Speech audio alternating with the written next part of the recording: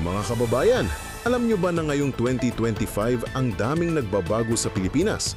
Mula sa kuryente, politika hanggang sa seguridad sa West Philippine Sea.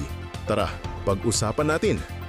Unang balita, tumaas ang singil sa kuryente sa Luzon dahil sa dagdag na gastos sa transmission charge ng NGCP. Ibig sabihin, mas mabigat na naman ang bayarin sa kuryente para sa mga pamilya. Sa international trade naman, nagpatupad ang US ng mas mataas na taripa sa ilang produktong galing sa Pilipinas simula Agosto 2025. Malaking hamon ito para sa ating mga exporters.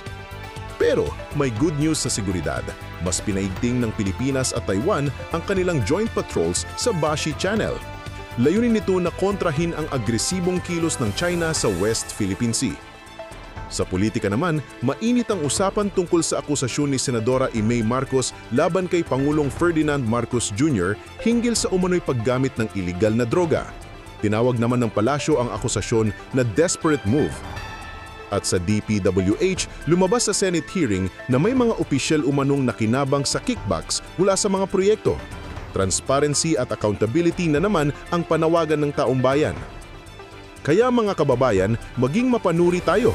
Ang mga isyong ito ay direktang nakakaapekto sa ating buhay, mula sa presyo ng kuryente hanggang sa kinabukasan ng bansa. At huwag kalimutan ng Jerome V videos para sa mga videos na tulad nito. Ano sa tingin nyo ang pinakamalaking hamon para sa Pilipinas ngayong 2025? I-comment nyo sa baba.